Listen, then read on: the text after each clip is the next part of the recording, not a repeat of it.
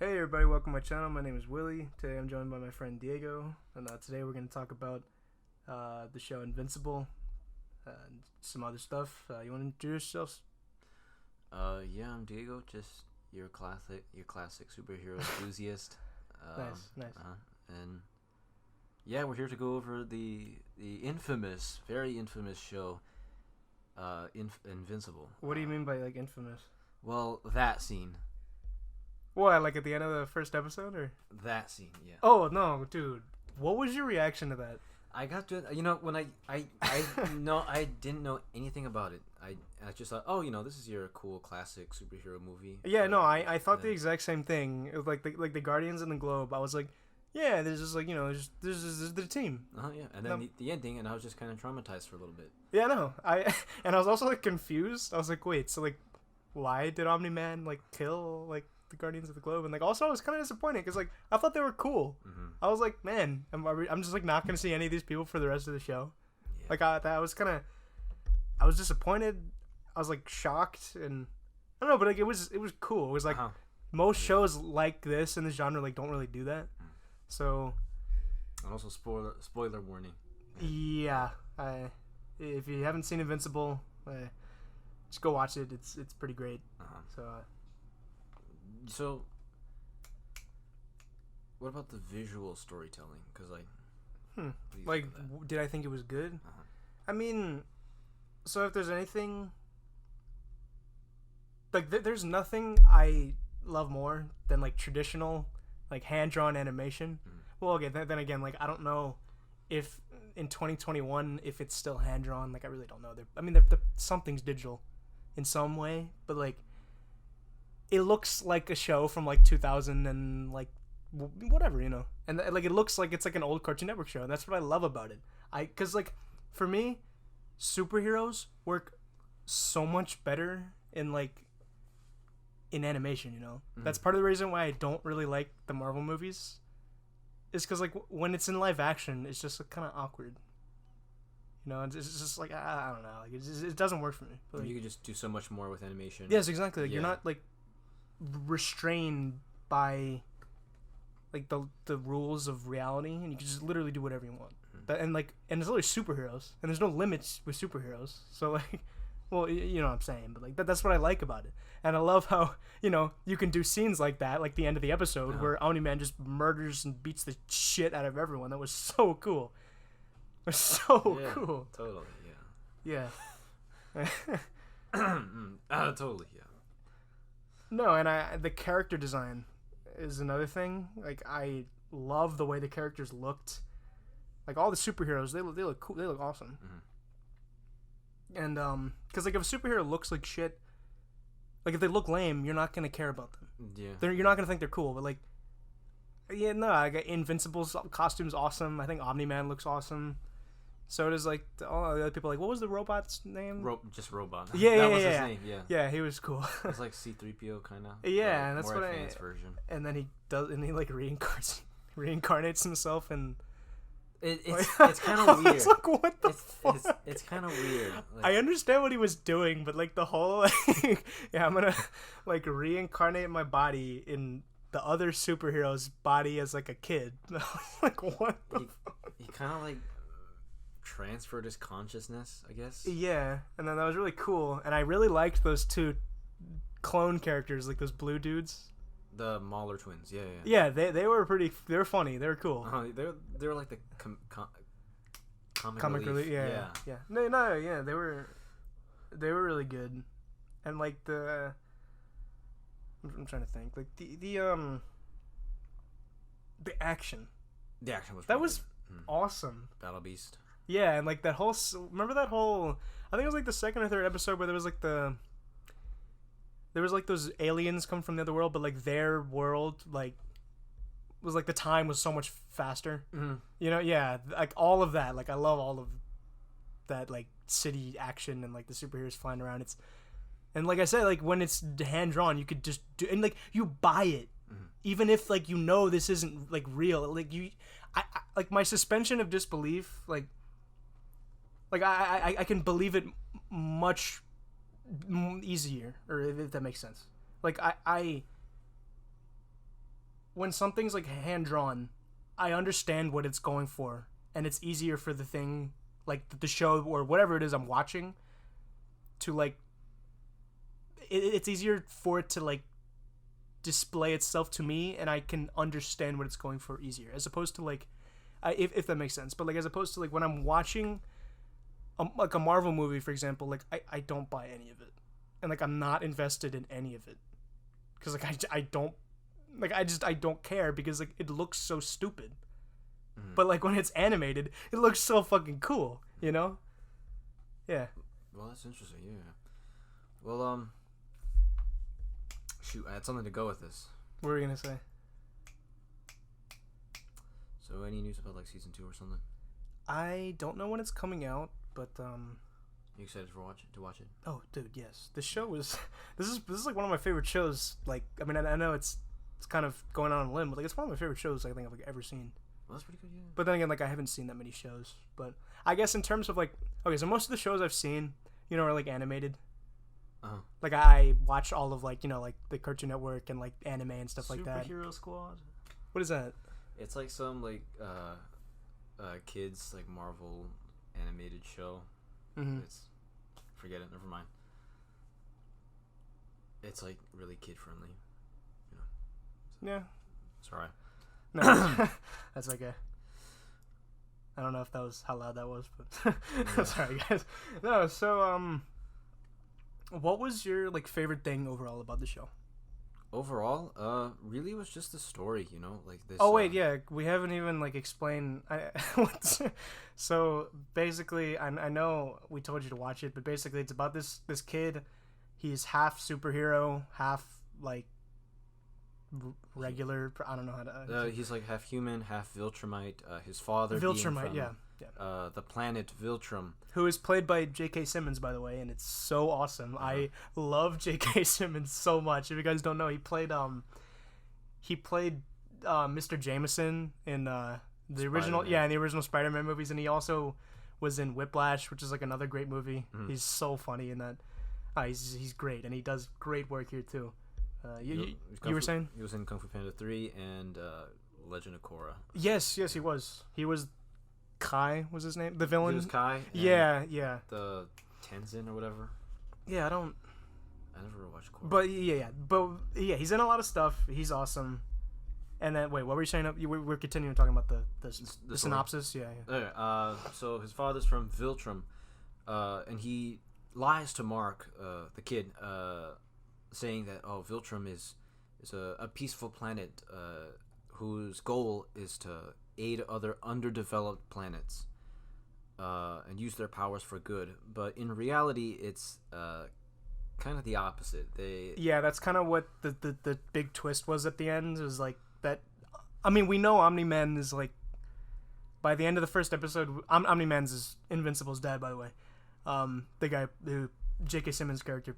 We know by the end of the first episode really well that something's going on. Uh-huh. He's not all good. Like there's something going on with them that we don't know about, and you can kind of tell that in the first episode. Like there's some like tension between the Guardians and Omni-Man. Yes. Like in the very first battle when they're saving the soldiers there.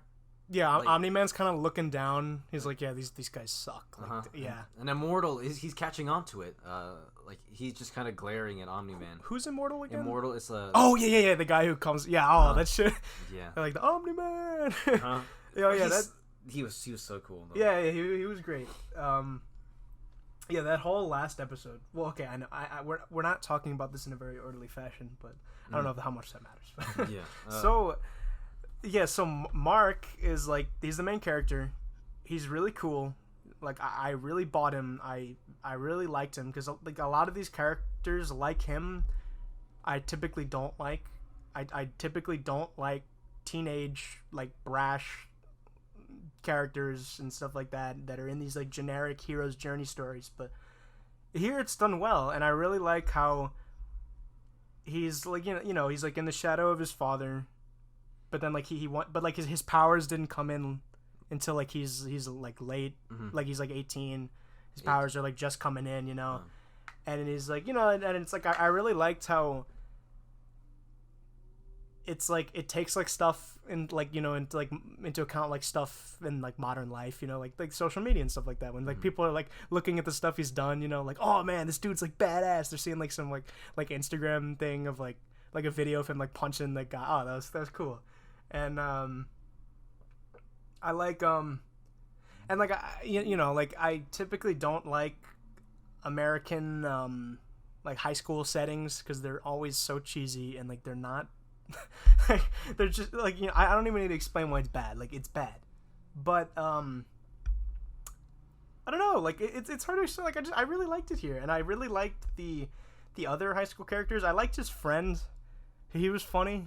I think his name was Will.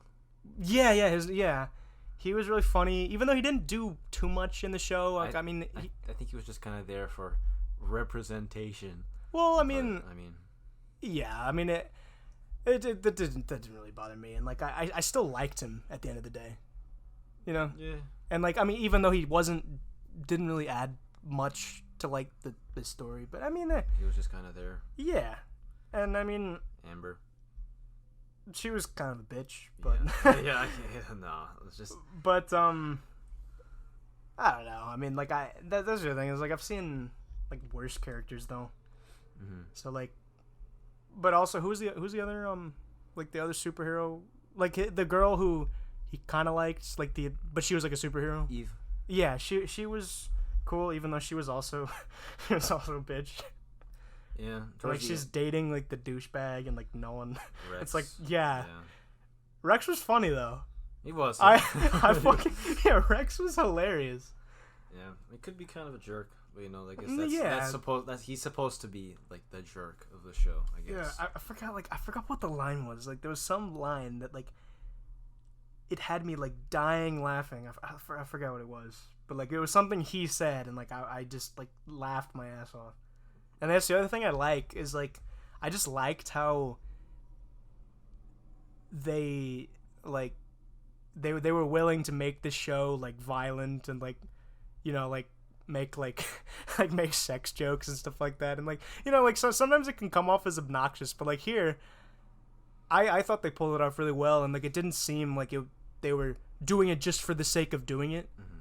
I just could tell that they were doing this because they're like, yeah, like we're just trying to make this like not necessarily different, but like there's a purpose. Yeah, exactly. Mm-hmm. All the jokes, like all of like the sex jokes and like all the curse words, like they were funny. Like they didn't like because like a lot of the like times when animated shows like throw that stuff in, it just like I roll my eyes because I can tell they're just throwing it in, and it's not even just in animation, but like any movie or TV show when they're throwing this stuff in, and like you just feel it's like, well, like why is this in here? Like when you have to ask yourself why is this in here, then like it's just annoying and it pisses me off, and they're just throwing it in there for the sake of throwing it in there. But like here, it's funny, and I loved all of like the jokes about that. It kind of came off like naturally almost. Yeah, like the superhero who like she had like 3 selves, and then like Rex like cheats on her, like cheats on what was the other girl's name? Eve. Yeah, when Rex cheats on Eve and with like the duplicate, and he's like no, I had sex with like the other, like the third one, not even the real one. like that's funny. I like that. Like they actually like wrote it into like the thing, and they actually like made it funny. That's what I really liked about this. Yeah, the jokes, that's also a really good part to take into account, because you don't want to sound like Justice League bad, No, yeah. Wait, but like, what do you mean, like? Well, you just plaster jokes in every corner, trying to make it funny, and people catch on to it, and that's when you start rolling your eyes. Well, yeah, no, for me, that's how I feel about the Marvel movies. But the only thing is, like, people don't catch on to that, and they just think it's funny. Like, that's what I couldn't stand. Like, I haven't been to a movie theater in like, I don't even know how long, but like every time I would go see like a Marvel movie, the fans like cannot stop laughing when it's like when someone says like the slightest like the slightest like joke. It's like, oh, like it's just like erupts. I'm like, okay, like it's not that funny. Like it makes me like chuckle. It makes me like smile. Just Yeah, like huh. And that's it. You know, yeah, like when like the Guardians of the Galaxy had like their like banter, like it makes me chuckle. But like it's not like like flip over the fucking table like that's, you know what I'm talking. Like they always have like this Marvel movies. They always have this moment. I remember like I was listening to like some Ben Shapiro podcast. Yeah. They always have like this moment where they like break the fourth wall. That's what Ben Shapiro was talking about Marvel movies. Yeah. This is new to me. I didn't know he talked about Marvel movies. I mean, this was on like a Zack Snyder's Justice League review. He says that it was like serious and he liked that. About Zack Snyder's. Yeah, and that's what he didn't like about the. Oh, I probably agree with him. Like the rest of the Avengers movies, like they always have like they're in like the middle of a war, and then you know what, this will be a perfect time to make a joke. Yes, I know, and that's what I can't stand either. And like I know people are gonna say like, oh, I mean it's just a superhero movie, but like okay, like just because it's a superhero doesn't mean it can't like have some weight to it. Like especially like the. Like I'm sorry, I'm stuttering really bad. No, like the original Sam Raimi Spider-Man trilogy. Like that is a fantastic example of something that blends like seriousness, humor, heart, and like all this wacky stuff, but like you still care and like there's still like weight and consequences and like shit happens, and that's what I love about those movies so much, and that's just what I don't get with the, and that's actually something I love about Invincible too, is because I still care and I'm still invested, even if they have all of these like these funny jokes and these wacky like superhero stuff that's like really weird, and you shouldn't take it seriously, but you still do, and that's what I loved about Invincible, and that's what I don't get with like a lot of like Marvel movies and stuff like that. And, like I know we're supposed to be talking about Invincible, but we end up just trashing Marvel and the Justice League, which by the way, I've actually not seen either Justice League movie, but don't see Joss Whedon. Don't watch it. No, but I heard it's like so embarrassingly shit. It's like worth watching. That's what I've heard. I don't know. When I watched it, I kind of fell asleep, but you know, I don't know. But the way they reshot everything and just replaced things, like the okay, so look, for the time trip, never mind.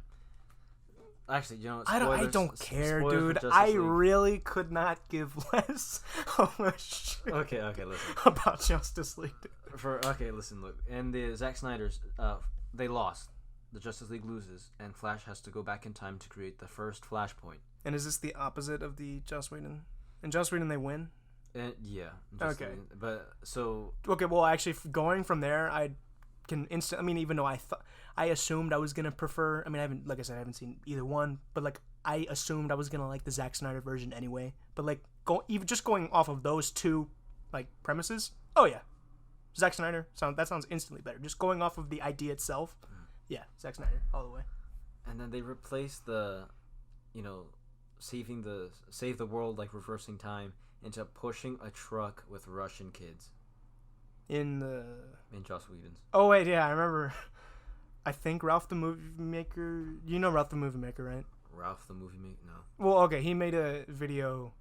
He famously like trashes Zack Snyder in like he's shit all over like almost all of Zack Snyder's movies, but he reviewed the Joss Whedon version before like the Zack Snyder thing. Like no one even thought that was gonna happen. Like he just utterly destroyed Justice League, the Joss Whedon version, and he was like, "Yeah, whatever Zack Snyder came up with, like, is probably better than." Yeah. Well, I know we're supposed to be talking about Invincible, but just a side note to add. Yeah. All right. So what else? I'm trying to also think. Like, what was your Did you have like a favorite moment in the show? A favorite moment? I'd probably have to think about that for a bit. Okay. But actually, wait a minute. It was probably towards the ending. Like the last. Not the last. Like moment, but it was like when Immortal comes back. And he has the rematch with Omni-Man. Yeah, that was pretty cool. Like in the comic book version, this is what happens. Immortal just says, "I'll kill you," and then said, Omni-Man, you're lucky, or whatever. He says, you're welcome to try, and he just punches a hole through him and he dies. That's it. Oh, that's lame. That's lame, yeah. But in the animated version, it's so much better. They actually made Immortal a formidable foe, and I love that. Yeah, that does sound cool. Cause like if there's anything that makes a show boring is like overpowered characters and characters that like are perfect and can do anything. I liked how Omni-Man still had like to like put in effort to fight Immortal. And even like even Invincible, his own son. Like I still like that. How, I mean, he could have just been toying with him. I don't know, but like Mark still like.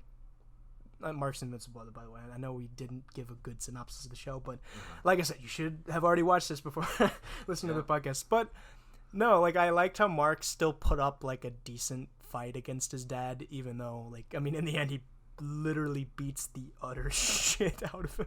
And there's just like, oh my god, that last the teeth. Oh yeah, the teeth, and like just he's like coughing blood, and like just when he's exhaling just blood and his like chin is split in half. Yeah, and his face just looks so mushy and like just absolutely fucked up and like mutilated. Yeah, but the voice actor did a pretty good job. Yeah, no, because like most characters, like I said, most characters like that typically like suck because of the voice actor, and the voice actor is like cringe. But like Mark, I liked him. Like he's just, I don't know, like like he just has like a charisma about him, and like I really bought him, and I cared about him throughout like the entire show. And speaking of charisma, his name is kind of charismatic. What, Invincible? Yeah, they made a joke about that. Oh, Invincible. Yeah, no. So. Wait, that's another thing I loved about the show. I loved how like the title sequence was like different. Well, not like the title sequence itself, but like how they led into it every single time. Like cause like the sentence with the word Invincible in it, but then they just cut, instead of saying it, they just cut to the title. Yeah, I was like, I guess I'm not so ding, and it just has like Invincible. And I was like, oh, that's so cool. Yeah, and shameless plug. Yeah, no, and I liked looking forward to like how they're gonna do it this time. And it wasn't like, that's not like the best thing about the show, but like. It was a little cool, like, little extra. Never been done before. Well, I mean, it might have been done. Probably. But I just thought it was cool. Yeah, interesting. And I'm trying to think. What was your favorite moment, if we ever got to that? I would probably say the Omni-Man versus Invincible at the last episode. That, like, where you figure when like Omni-Man just tells he tells him the truth, and like it's just like, whoa, like this dude is like.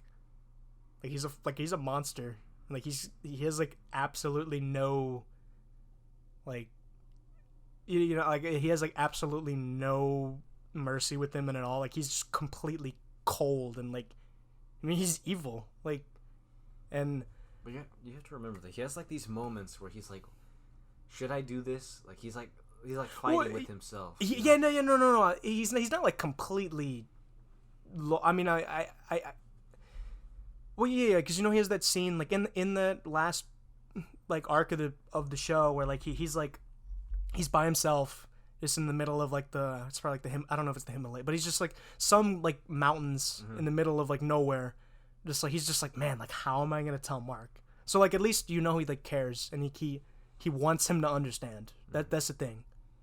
And Mark, like technically, like considering the Viltrumite lifespan, he's still an infant. True.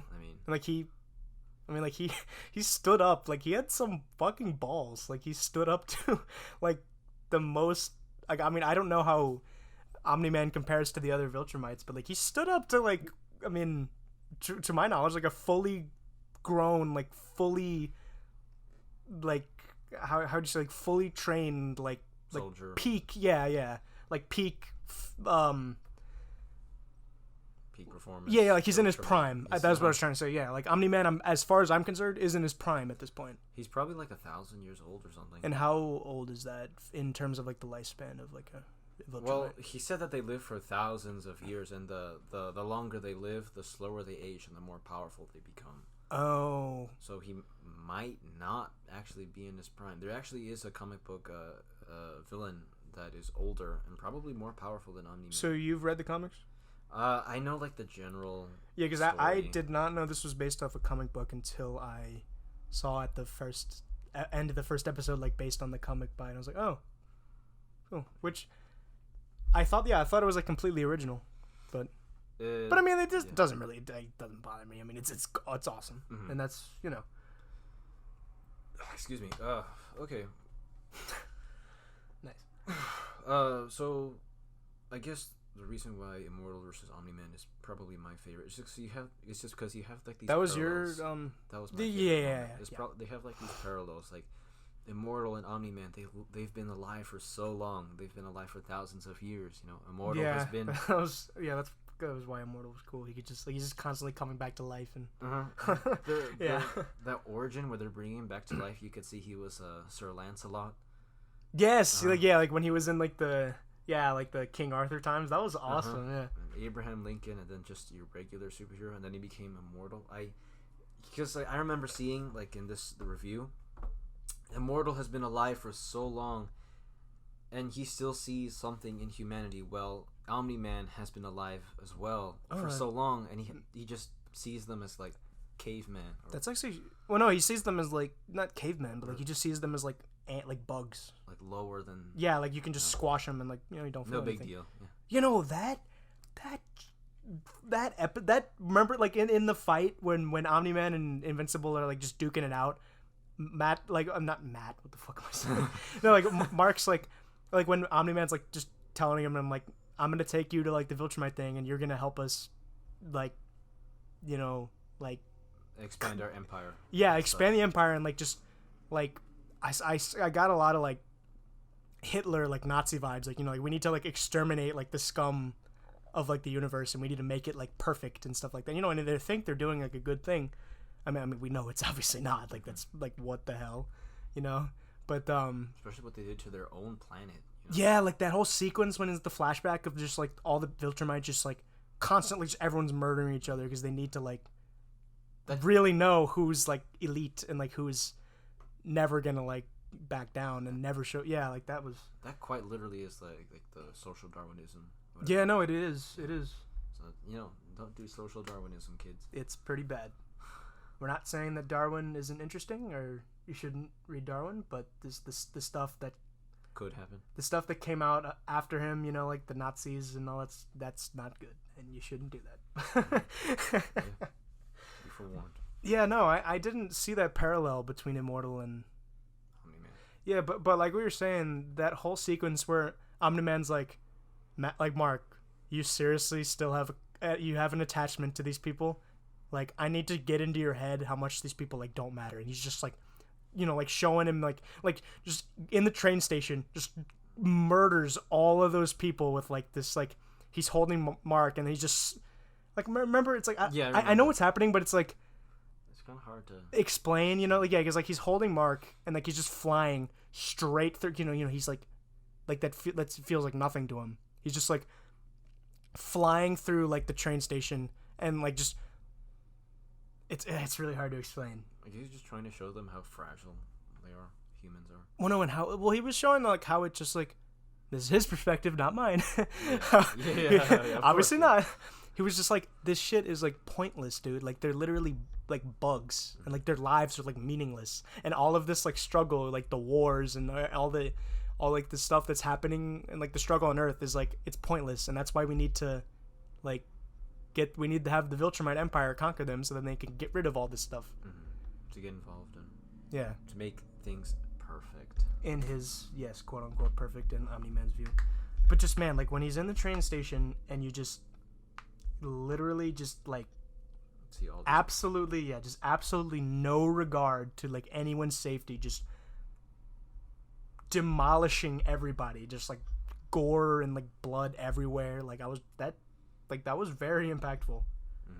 And like how he just throws Mark through like the building, and then the building like he goes through the building like because of this, he was going so fast, like kills all the people in the building he hit, and then like lands on the ground, makes a huge crater in the ground, and then like you just see like, oh my god, like all these people are like dead everywhere. Like that's what I really liked about it. Like I'd never seen a superhero movie that had like done something like that, and it was really. You might see one soon because Injustice is actually getting a movie. Really? An animated movie. Yeah. Like in like the video game? The video game, yeah. Like or with the comic, whatever. it's getting a movie. I mean, I just know it's like Mortal Kombat, but with DC. That's all I know about it. But oh, that's cool. Oh yeah. Yeah. So And what's sad like about that scene? What you were describing. when just they no regard to anyone's safety, just like Mm-hmm. like I can demolish all of this this stuff, and like even if it crushes humans, and like it will, like, you know, like, even if it's like killing them and like, you know, all that stuff, like, yeah, it doesn't matter. Like that was that's very, like, you know. And what was said about that was Mark still tried to save people, you know. Yeah, but then Omni-Man is just like, oh, you know, remember with like when like remember like the jets are like going, like the people in the jets are like going after Omni-Man. Mm-hmm. And like, you know, like they have the meme about that, like, look what they have to do to mimic mimic the fraction of our power. Yeah, that's Yeah. a great meme, by the way.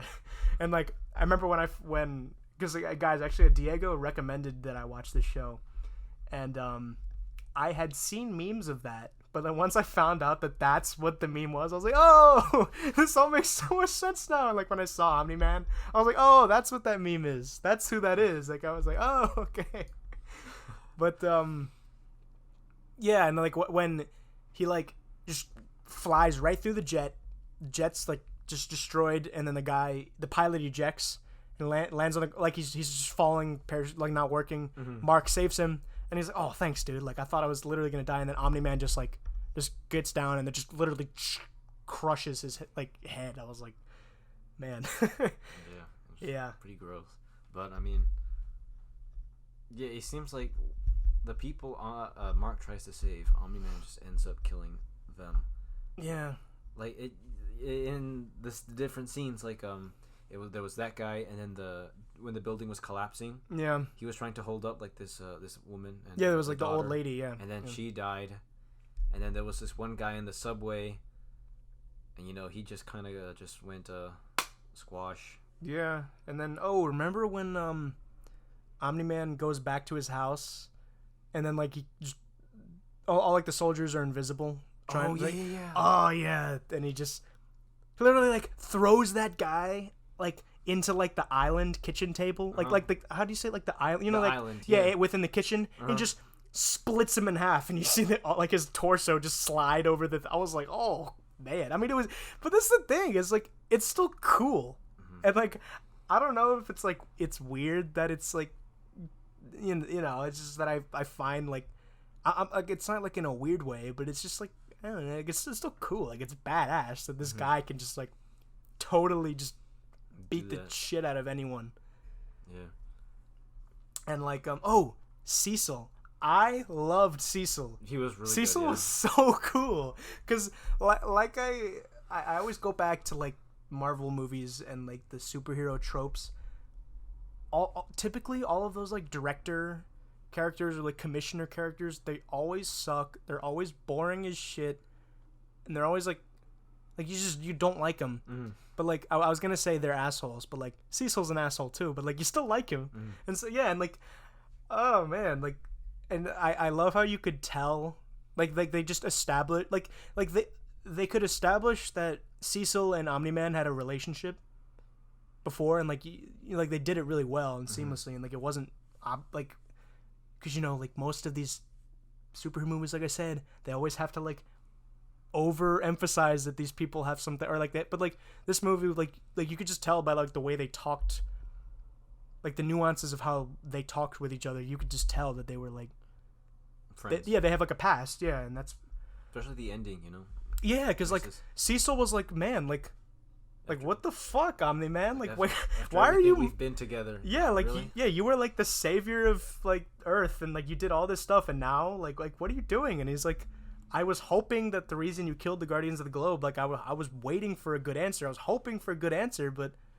And and he's doing all the teleport stuff. Like, what are you doing? And then like Omni-Man is just the tension. That's another, like, this show had such great like tension and like all of like the man, because like when Omni-Man goes like ape shit, like you feel it, like you really feel like his power, and it's you know it wasn't as good as they did it in for Homelander and The Boys. You know, like I have not seen The Boys actually. The Boys. Well, Homelander's basically just a psychotic Superman. You know, he's man child. But and practically in any movie you see, you like, and if any scene that you see him in, and if he's with someone, you think they're gonna die, aren't they? Yeah. That's just how like menacing or like how should I say this? Unstable he is. Because he just has this creepy way of talking to someone. Like, sometimes he just kind of puts his hand around their neck and just asks, like your simple question, like, why are you here? And just kind of... Sounds like some weird... But, yeah, like, the only thing that's, keeping me back from wanting to watch The Boys is, that, like I said, like, it's live action. And, like, it's not like I don't like live action stuff. Like, I obviously, like, you know, I watch, like, you know, live action movies and stuff like that, but like especially if it's superhero, like I said, like I live action superheroes I just don't buy. But like I said, I still love the Sam Raimi Spider movies. That's an exception.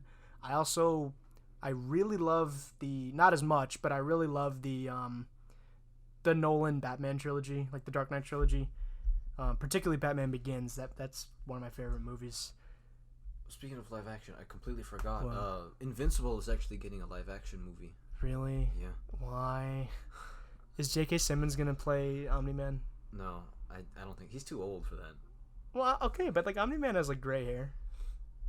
Yeah, but I mean, he kind of looks like the guy that I want pictures of Spider-Man, and you know. Omni-Man looks like Jameson, like how J.K. Simmons was in like 2002. But he's kind of bald now. That is a good point, and like you know, he could be Cecil. I mean, that'd be cool. Oh wait, no, but Walton Goggins was Cecil, and he's in. I don't know if do you know who that is? Walton Goggins he's in like he's in a lot of Tarantino movies. Like he's in The Hateful Eight. I have no idea what that is. He's in like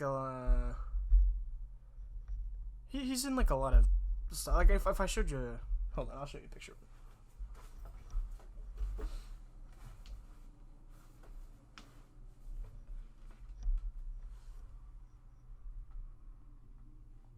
Sorry, I know you guys can't see this, but sorry. Just technical difficulties, no. He's this guy.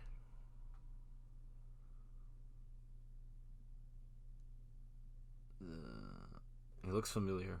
Yeah, like he has like a very famous face. But yeah, he plays Cecil. And like I know he doesn't look particularly like Cecil because of like the long gray hair and stuff like. But I mean, I don't know, like just that's the other thing I love about the animation is like you can get whoever you want to play these characters because they don't like because all that matters is the voice. Mm-hmm. So you can get any like you know in the English dub of Naruto. Like Naruto's played by like a 60-year-old woman, yeah. And like when I found that, I was like, "What the fuck?" But like that's the same with Ash Ketchum from Power. Really? Yeah, he's that does make sense. Yeah. I can get that. But you that's what's cool about animation is you could do stuff like that. All that matters is the voice. Exactly. That's a good point. Yeah. Maybe they could do a voiceover. I don't know. Yeah, I mean, like I know I sound like an animation fanboy, but I mean, like, God, it's so cool. You could do so many things. It's so versatile, especially like hand-drawn traditional animation. Mm-hmm. But yeah, Cecil's awesome. He just has like this cool like he cares about like what he's doing.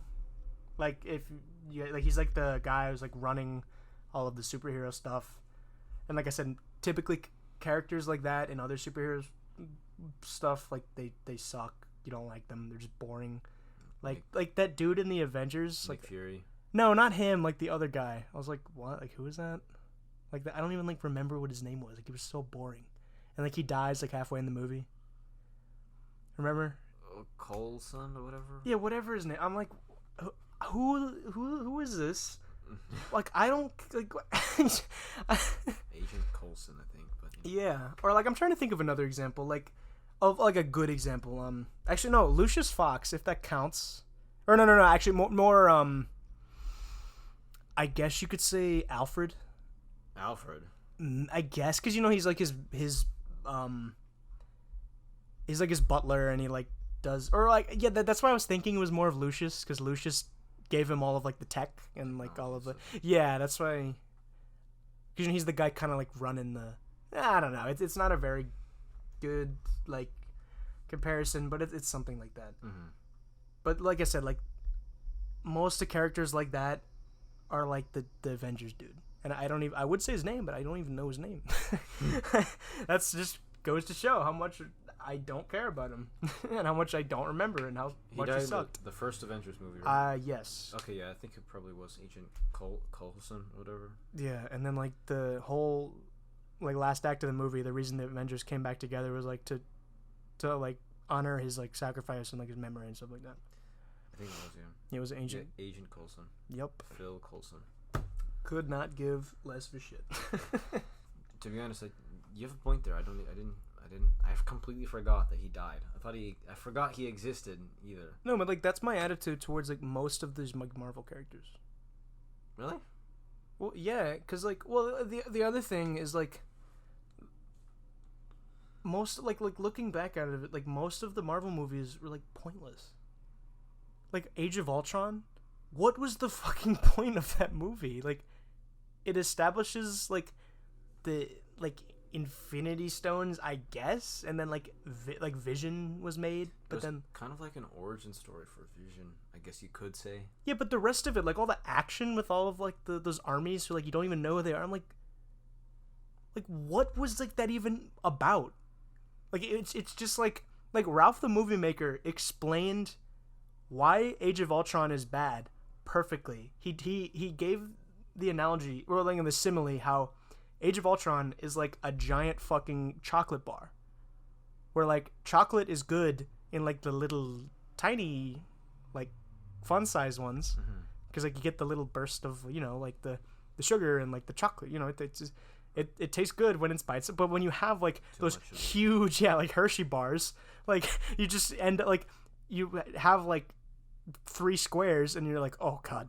You're and just then kind of tired of it. You're sick of it. Yeah, exactly. And when you have to consume the whole bar, you feel like, oh god. And like I was like, man, like that's perfect how he described that. Could you say the same thing for Endgame? Well, Endgame I actually like kind of cared though. I mean, I thought Infinity War was better. Same. Yeah. If I'm being honest, I thought Endgame was kind of a disappointment. Oh no, I was. I mean, my expectations weren't that high. I mean, it was worth watching, but yeah, of course. Well, no, the other thing, like Endgame, like the whole first like hour, I was like so bored. Yeah, it really was. Yeah. Like I really like the scenes that Captain America gets to go back in time. Oh yeah, that was fun. That was fun. Yeah, I like those scenes. But then they just did. And with the Iron Man gets to see his dad. Yeah, that was that. Yeah, I really like that too. But then they just the rest of the characters, Professor Hulk. Yeah, no, and like all like and then the fucking Fortnite joke. I'm like, yeah, that's gonna age great. We like Fortnite, No, but what I loved about Infinity War was like how it was like balancing all of these like things at once, and like it like somehow like was cohesive. Like it's balancing like how many like 5 like 6 like plot lines, like it was so many characters. I was like, whoa, like, and then like I actually like cared in the end. Like that last battle, I was actually like, man, I'm into this. Like the Wakanda for I was like, man, this is cool. Yeah, but Endgame, I didn't feel the same, like, I don't know. But like, well, okay, the other thing is like the last battle, and this is the problem I have with most of the Marvel movies. Another problem I have, a lot of problems, but this is the other thing is like, and it goes back to like how superheroes just work better in animation, because like in animation it's like all colorful and all that stuff, and it's very vibrant and all that stuff, and it looks so cool and it's artistic, but like Endgame, like visually looks like a piece of shit. Like it's so ugly, it's so hideous. That last battle where there's like all the characters going on, all the armies, it makes me like, it gives me a headache. Like I'm like, oh my god, this looks so gross. Like all like the colors are so like mute, and like all of like I don't know, like just like it could be a lot more. And like I know that like these movies are hard to make, and like they take a long time, and I know I've never made a movie, but like I always go back to Sam Raimi's Spider-Man trilogy, and I know those are on completely different scales, stories are completely different, it's like a completely different dynamic, but like it's just like it's vibrant, it's colorful, but at the same time it still has like the real world stuff in it, and like it just works together perfectly. And like I know I'm not explaining myself very well, but like that's just like the biggest reason why I love movies. Like it's superhero movies. One of my favorite ones are the Sam Raimi Spider-Man movies, followed by the Nolan Batman movies, is because, well, I mean the Nolan Batman movie is a good like contrast to that, because it's like it's not like, how would you say it? It's not like bleak like the Zack Snyder DC movies. Like those, like I don't like the visual style of those. A lot of people like how they're very dark and like moody, but I don't. That's the thing, I don't even think they're like dark and moody. They look just like blue. Just metallic kind of. Yeah, metallic, and they look like they just have like these blue filters over them. Like it just looks so like grayish. Yeah, it looks fake. That's the thing, it looks fake. And that's what I can't, like that's my biggest pet peeve I have when when I'm judging the visual style of a movie or anything like a TV show like that, is if it looks fake or bland. That's what I hate. And like it's not like kitsch. Remember we talked about that in class last year? How kitsch is just like the it's like it's not only just like poor taste, but it's just something that is just like, it's so like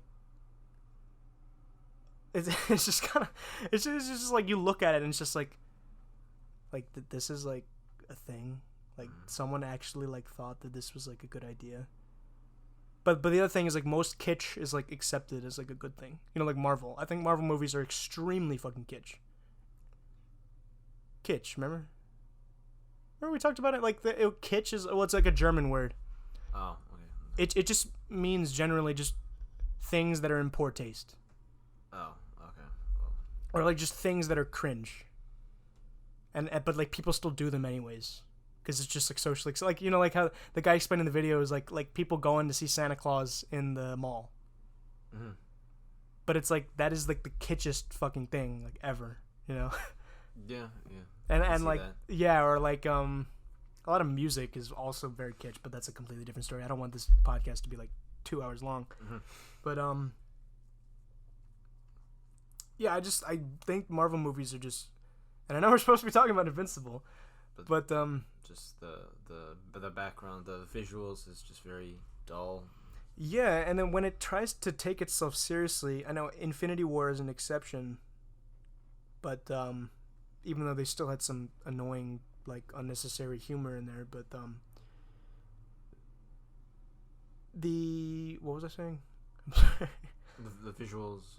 Yeah, and like when it does try to be serious, like I don't take it seriously, because like it's not good at balancing tones, which is something I think Invincible does really well. Mm-hmm. Where it's like, and saying, like I said, I always go back to the Sam Raimi Spider-Man trilogy. Like it balances all of the tones, and like you don't even think about it, because like you just buy it. They just kind of keep the jokes to like a minimum. Yeah, and like you don't think about it. Like once you have to think, like, why was there a joke here? That's when it's bad, and that's when you know that like that's when you don't buy it. Mm-hmm. But like once you buy it and you're just like, the show is just doing the show, and the show is just being the show, it's just doing what it's doing. Like that's when you like I'm not explaining this, but like that's when like you know something's good. Mm-hmm. When you don't have to stop and think like, why is this here, or like, why did they do this? Like, I mean, of course, like that's gonna be in like almost anything. Yeah. Obviously, there was probably like decisions that, you know, in the show that I guess I was just like, why does that need to be here? But like there wasn't that many of them, and that's the thing. The less of that there is, the better I'm gonna like a TV show or movie, or anything in like art for that matter. So like, if there's no unnecessary like line of jokes. Yeah, exactly. Because if the jokes like don't serve a purpose, or if they're Well, I mean, the general point of like a joke is to make something funny, or it's just to lighten up the mood. But if the mood does not need to be lightened up, and I'm engaged in what's going on, then when they throw in a joke, it's really annoying. Like, remember that fight scene when they're in the what was it, like the remember like when he teams up with that poor guy, and he's like, oh, like you're only concerned about what's going up in the skies. You're not like seeing what's going down. Yeah. Yeah, like exactly. I really liked that character, by the way. I really did. I bought him and I cared about him. He's like, like, have you seen Spider-Man 3? With like Venom and Sandman. Yeah, like he was almost like a Sandman kind of character, where like, yes, he's committing crime, but like he's just trying to help his like sick daughter. His daughter. Yeah. I don't remember if the guy in Invincible was his daughter was sick, but you know what I'm saying. Yeah. And when they're having that fight in the tower. The tower, yeah, like that is the prime example of a scene where you don't need to throw in a stupid joke, and they didn't throw any stupid jokes.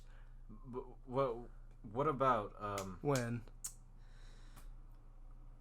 that guy like the drug lord or whatever, what was his name? The who had like the robot head, yeah, or whatever. I forgot his name. I did too, but where are you going with this? Like he made like some kind of a joke, I think, like when they smashed through the door, like he's like, well, this is what happens when your brain's made out of fucking rocks.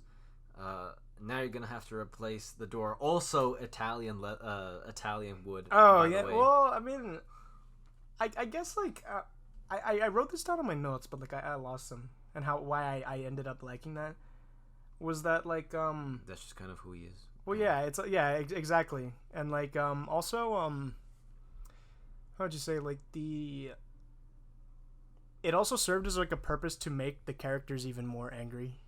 Or angrier than they already were. Like he's not taking this seriously, so like we need to. So. Yeah, and it also added to like it also like, because actions and like decisions are what make you that's what reveals what a character is to the audience. And that guy, the robot guy who was like the drug lord running everything, he was like what was the Rock man? Yeah, whatever. In like remember the guy we were talking about? The Rock dude. I don't know his name. Whatever's that Rock dude. Let's just call him Phil. Phil. Or can we just say Rock dude? Rock dude. Okay. Phil. Rock dude. Yeah, so like Rock dude, the guy that Rock dude was working for,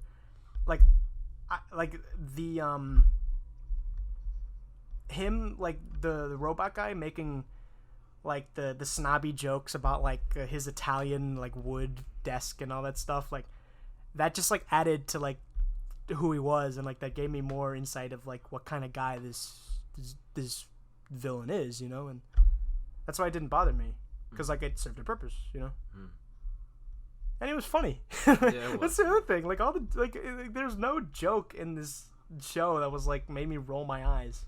Like they're all funny, and I got all of it, And what followed after was pretty good. Yeah, they didn't throw any dumb jokes. Oh wait, who was that lion dude? That dude was badass. Battle Beast. Yeah, that like dude was like, that whole battle was very, like, you felt the stakes, and like, and then you got to the point where it's like, oh damn, these people are not going to win. But then the Battle Beast just like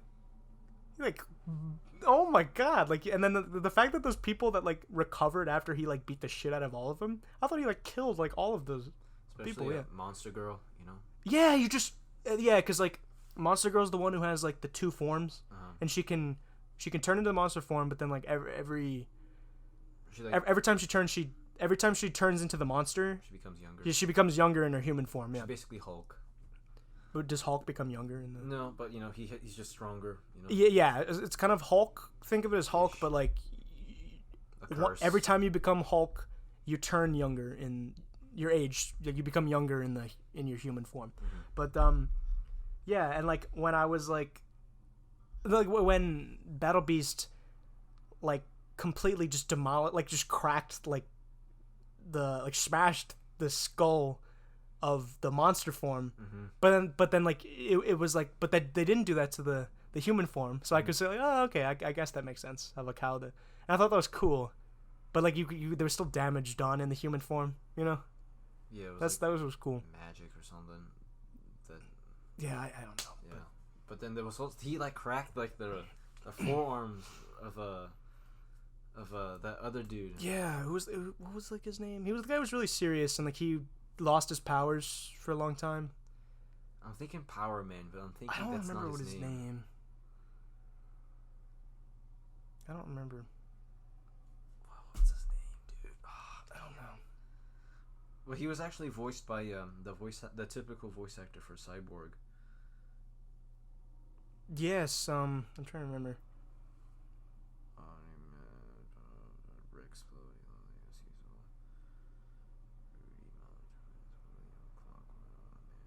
Black Samson. Yes. Black Samson. Yeah, that's his name. Yeah, he was. I liked him too. But he's pretty brave. I mean, to just go up against like a like these really powerful villains with really powerful powers, you know. And he like let go of his suit. Like it was just him going at him. Yeah, that was really, and that showed, like another good example of like actions reveal who a character is, and like that showed how much of a badass he was, and like really how much he was willing to like to commit to be a hero. Exactly. And people actually say Battle Beast could defeat Omni-Man. Is he that powerful? I mean, people think so. Yeah. Really? Yeah. That's a fight I want to see. I remember be really cool. In the comics, there was like Thrag or something. He's like the big baddie of the entire show or comic. Okay.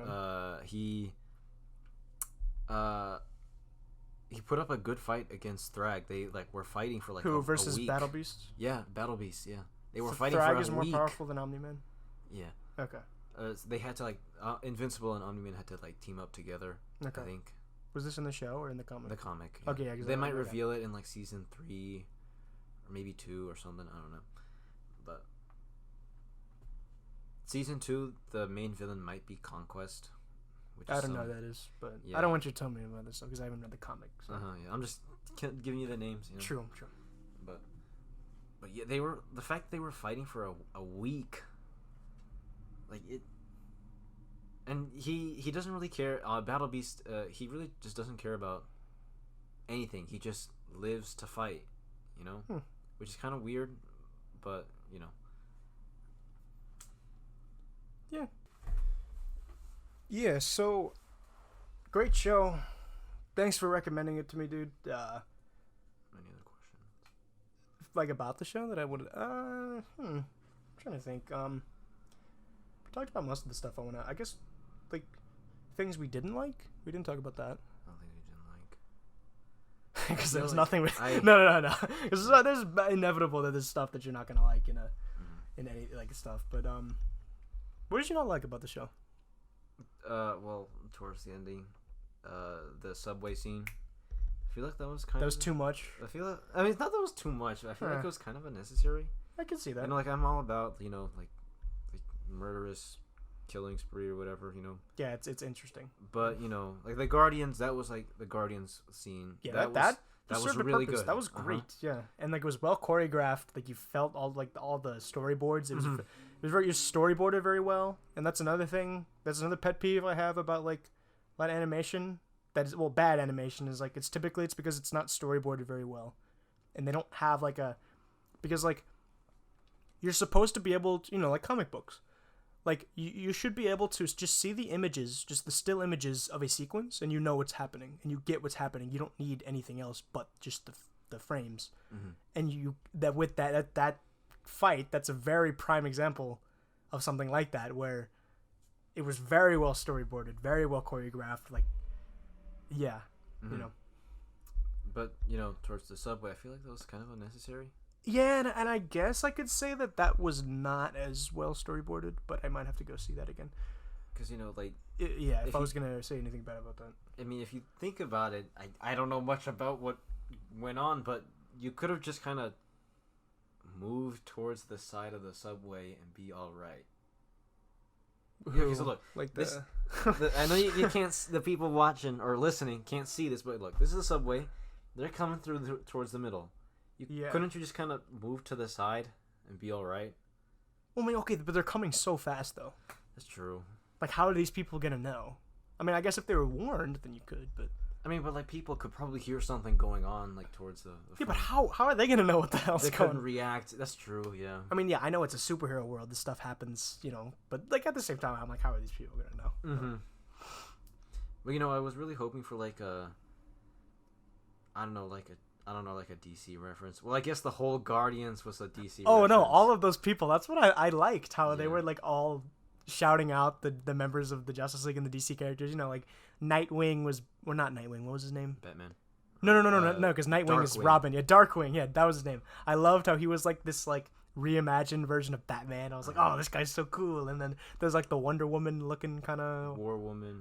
yeah, and then there was Red the Aquaman, like that fish dude. Aquarius. I made a joke how he looks like the skin from Fortnite, fish sticks or whatever. I don't play Fortnite, so I wouldn't know. Yeah. But oh no, and then who was like, there was like the Flash dude. Red Rush. And Red Rush, Green yeah. Ghost. Was the Green Ghost. The green. yeah, he was kind of like She could like phase through things. And then is there like a connection with DC? Like, are they referencing any character with that? Or? I'm thinking Vision because he can phase through things. But Vision is Marvel. Marvel, I know. Oh wait a minute, maybe Martian Manhunter? No, but that's I don't know who that is. But that's the Martian dude. Well, do you remember like the really flexible guy? Oh wait, was he? Could that be like a Green Lantern thing? Do you think that could be like referencing Green Lantern, like create matter with like the green power you have, and then like you can move through objects and stuff like that. Green Ghost. Yeah, I think that could probably have been. was. And then was there like a cyborg?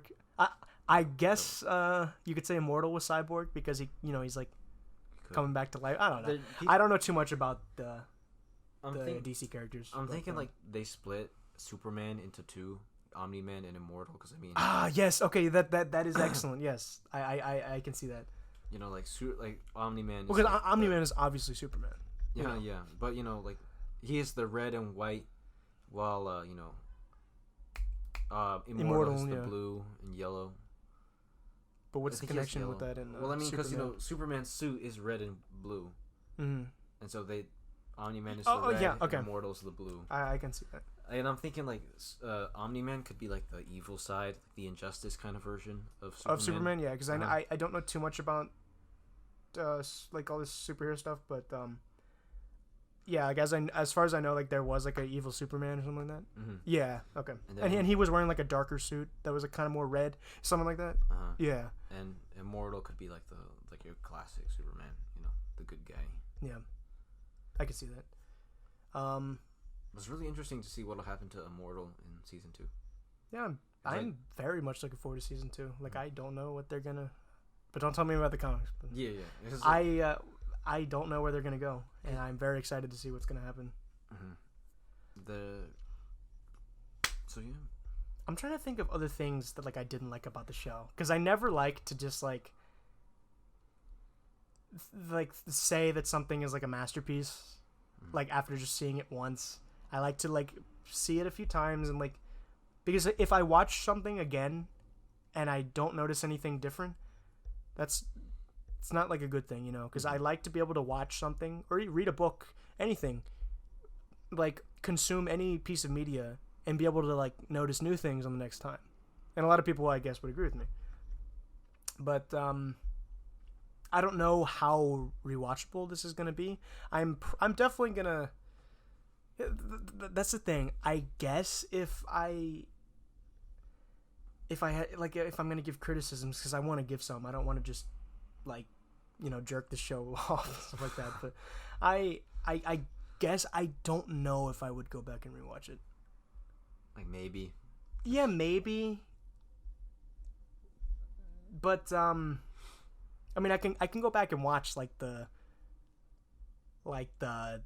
awesome battles like on YouTube if I want, or like I can go that end of the first episode. I can just go and watch that anytime I want. But like that's probably like the only, I guess you could say that. Like I don't.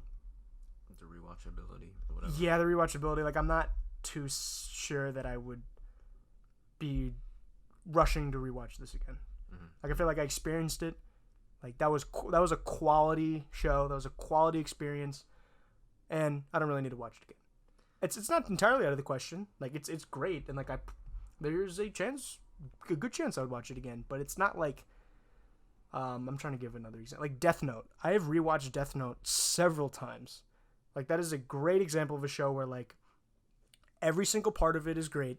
I mean, I know there's things that aren't good in the show, but what I'm trying to say is like the tense sequences as opposed to like, or like the fast sequences as opposed to like the small sequences that are like slower and stuff like that. Like the fast and tense sequences are just as good as the small slower moments, and that's what I'm trying to say. I don't know if I would be as entertained by these small, softer moments in Invincible. And I'm not saying they're not good. I loved all the relationships with the character. Like the relationship Mark has with his mom, that was great. I really like the mom. Also, yeah, like I said with Cecil and Omni-Man, that was great. I loved their relationship. And yeah. And Amber. Even no, I didn't think it was bad. Even if I didn't like Amber the best. Yeah. I was still into their relationship, and I wanted to see Mark like win her over. You know, I just think that's what matters. Yeah, I've had the same feeling. Yeah. Yeah, and like I guess like Will, like in terms of, like if I'm going over criticisms again, like I guess like I was like, yeah, this guy could have been fleshed out a little bit more, but then again I'm like did he really need to be? Like he just kind of served his purpose, you know. And the friend, the normal. In almost every like kid superhero show, you always have like that one guy who's just normal. Yeah, he's like the middle ground between. He's just like, you know, the guy who's like us, you know. Yeah, like in Shazam. Yeah, I actually I like Shazam. I thought that was I mean, it's not like great, but I thought that was easily the best DC movie out of all the ones I've seen, like of the DC cinematic universe. And yeah, so it was a great show. Thank you for recommending it to me. What'd you give it out of 10? Out of 10, probably like a 8.5 or 9. Nice. 8.5, 8, 9. Yeah, I'd probably give it an 8. Just because, like I said, like some of like the rewatchability things and like a few characters that I thought could have been like certain aspects of them could have been done better, or like could have been fleshed out more. Like I could have, you know, had a better like reason to care about them. But in the end, like this is not that big of a deal. And like, I mean, an 8 out of 10. 8 out of 10 is great. Like for me, it's like 10 is like legendary. 9 is like fantastic, like excellent, and then 8 is like great. Like this is something that, and like I know I just criticized it for being, might not being able to be rewatchable, but like great is something that I can definitely recommend and definitely go back to. And like I know I just said the rewatchability thing, but like I said, it might be a problem. Might be, but you know. It'll only happen once I go back and actually rewatch it. The only problem, like I said, is just that I just don't know when I would want to, if that makes sense. So yeah, 8 out of 10, great show. You guys should definitely watch it. It's awesome. Invincible is invincible. Yeah. I know that was so bad. Okay, so now we're into the Q&A section. What? Already? Wait a minute. Okay, go ahead. Already? Yeah, sorry. Yeah, okay. No, like I thought we were already into that. I thought this was the end. So go ahead. No, go ahead. Okay, sorry. no. My bad. But No. Q&A is like when I ask questions about unrelated, like topics that were not related to Invincible, or like whatever the main topic is about, you know, stuff like that. All right. So, what is your favorite movie? I know it's a generic as shit question, but we got to start somewhere. My favorite movie. Yeah. If you can give one, you don't have to necessarily give one. You can just list off. I don't really have a favorite movie. Do you have some that comes to mind? Like I really like the Lego Batman movie. I've not seen that actually. It was pretty good. Yeah. Okay, I've only seen the Lego Movie, the original one. I've only seen that once. It's pretty similar to the Lego Movie. Okay, it has like the same kind of like satire to it and like what it's talking about and stuff like that. They have like Lego Movie. Sorry, Lego Movie has like everything is awesome. When Lego Batman has Batman singing about how awesome he is. Okay, I could see that, and I do love Batman, so I might check that out one day. I mean, it's not like a priority or anything like that, but I am still open to seeing that. You know. And I guess another movie that's completely unrelated to like superheroes and stuff. It doesn't have to be. You can just say your favorite movie. I just liked it. I thought the story was nice. It was it's in a different language, I think, but it's like live twice, love once, or something. What language was in it? I have no idea. Really? Well, like what? I think was it culturally? Like, Spanish or Brazilian? I don't know. You mean Portuguese? Yes, God, that's what I'm gonna talk about in my. That's what I'm talking about in my next video. Is how like Portuguese is not just like a weird version of Spanish. Like it's a different language, and it's not like I saw this meme where it was like it was this image of like this guy in a suit and it had like the Portugal flag like over him, like that was like Portugal, and it was like when you used to be the world's first global empire, and now everyone thinks you're a part of Spain and they think that you speak Brazilian. Brazilian. And I was like, no, that's so true. But no, Portuguese is an awesome language. I'm still consuming like media in it. There's this rap group that when I actually went to Brazil, this guy who I was staying with, he showed me this rap group called Racionais MCs. It's like looks like Racionais MCs because in Portuguese phonetics you pronounce if an R is at the beginning of a word, it's pronounced like an H. It's really it's weird, but I got used to it just because. But no, they're great. It has like that really good like '90s rap style. It's cool, Like I like the beats and the grooves and like all that stuff. And like I know it's beating a dead horse to criticize modern rap, but like yeah, like like the mumble rap is so bad. I listen to like Pink Floyd and what's the other? Oh, I listen to like Pink Floyd and what's the other like they're a good band, but everyone's like yeah they're kind of like a bro band. Like they're just kind of Led Zeppelin. I love Led Zeppelin, but like if Led Zeppelin has that vibe where like you just listen to that because like it's old and like and like you're just like hipster or something like that. Like Beatles maybe. Yeah, even I do think the Beatles are good, but they also have that vibe, and like they're also like really, I hate to use the term overrated, but like I mean they are, but and I also have not listened to all of the Beatles music, which is like another thing that is hard when like judging artists and stuff like that, is like how good are they, quote unquote. It's like, well, how good are they as like a whole? What is like their full like lineup, like there's directors that have made like 10 out of 10 movies, but then they've also made like 1 out of 10 movies, but like as a whole they're great. Like their whole filmography as a whole, it's great because the good stuff outweighs the bad stuff. And there could be a case, like I mean, there could be cases, I don't know, where like I might have listened to like the bad album, quote unquote, and I didn't listen to the good ones. But a lot of people are like, oh, you don't like that band? Oh, well, you just listen to the bad album. You didn't listen to good albums. And like, I know it's like that's memed. That's like a meme stuff. But like, I'm willing to believe that I'm wrong in that situation. But I still like the Beatles though.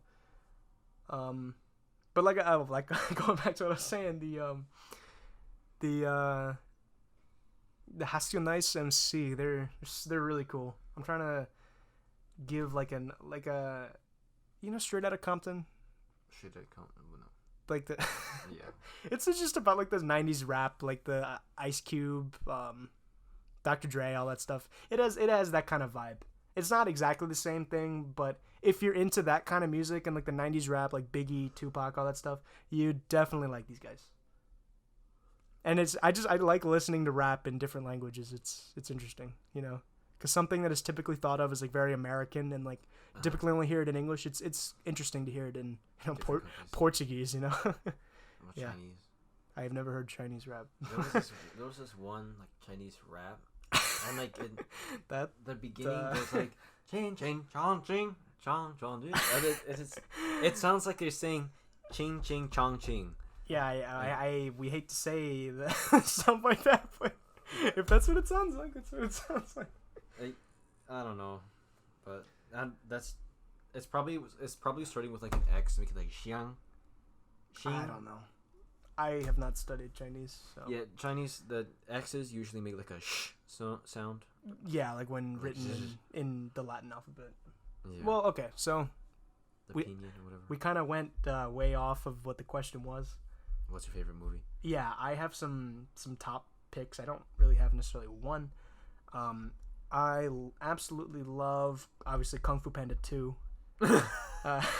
You can shit all over me all you want. I don't give a shit what anyone thinks. Is Invincible Kung Fu Panda 2 good? Or? What do you mean? No, I would not say. But it's cool. It's good. I would say it's more like I don't know. It's Invincible's pretty great though. Is Kung Fu Panda a 10? 2? A 10. Yes, I would give that a 10 out of 10. And I will fight people on that. Like, I will defend that movie.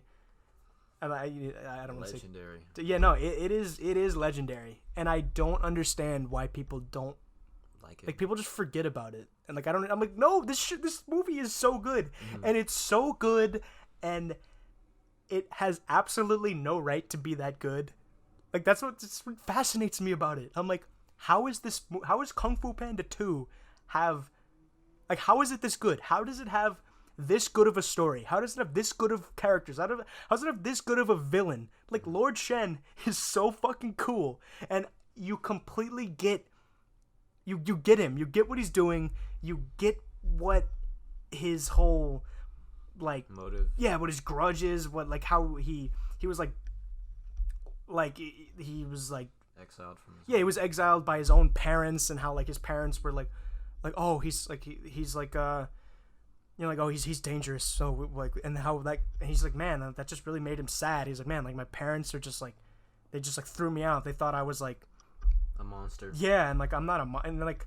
Kind of like Azula with her mother. Yeah, that's a good example. And that's another great show. Yeah. We might talk about that one day. Avatar is great, especially the, actually, no, I would say the last season of Avatar is great. I think the second season... Actually, okay, I'll put it this way. The first season of Avatar is okay. Really? Yeah, I mean, it's good. I don't think it's great. I thought it was okay. Just honestly, okay. yeah, because you're the only other person that I have found that I just thought it was okay. Yeah. I still liked it. But the second season, I thought was great. Yeah. Especially towards the end of the second season with Zuko and... Oh my god, Zuko! Zuko's so awesome. He's like one of my favorite characters in like the history of anything ever. But yeah, and then the third season was awesome. That was phenomenal. That show is great. But anyway, so Kung Fu Panda 2, and like I love how like both Po and Shen. I know his name. Yeah, people are gonna be like, dude, it's your favorite movie. You don't even know the fucking name of the character. No, I know the name. Yeah. But I was saying, I just love how both of them are trying to get over the past. Yeah, like they're both hanging on to the past, and I love how, like, and I know this has been done in other movies and stuff, but like I don't know, it just really hits me, and I love how Poe is like, he's like, man, like it's just like who the fuck am I? Like, what am like? Did like my parents seriously just like abandon me? Like what did did they not care? And then like Poe, I mean like not Poe, Shen was the same way. He's just like, well, I mean he knows firsthand that his parents, well, no, they didn't not care obviously because the fortune teller, soothsayer. Yeah, the soothsayer. Yes. Who is awesome, by the way. I love how she explained how, no, Shen, like, your parents did love you, and how throwing you out, like, killed them, and how, like, it tortured them, and they did not want to do that, but, you know, and then he's just like, you know, and then, like, the soothsayer's like, man, so, like, after you conquer China and you do all this shitty stuff, are you finally gonna be happy? Like, is this seriously gonna give you like satisfaction, and is it gonna make your life complete? Is this gonna give you peace, dude? And then that's why the two characters have the different outcomes, because Poe looked at it as like, you know what, I got dealt a shitty hand. You know what, I thought I didn't have a family and all that stuff. I was like, man, like my parents threw me out, and we know that's not what happened. But ultimately, you know, he's just like, you know, I didn't have the best beginning, but like, man, like looking at what I have now, like, man, I have the Furious Five, and like my parents, like, they died for me. Like, I gotta not avenge them, but more like I gotta live the life they would have wanted. Yeah, I gotta do what they would have wanted me to do, you know. And yeah.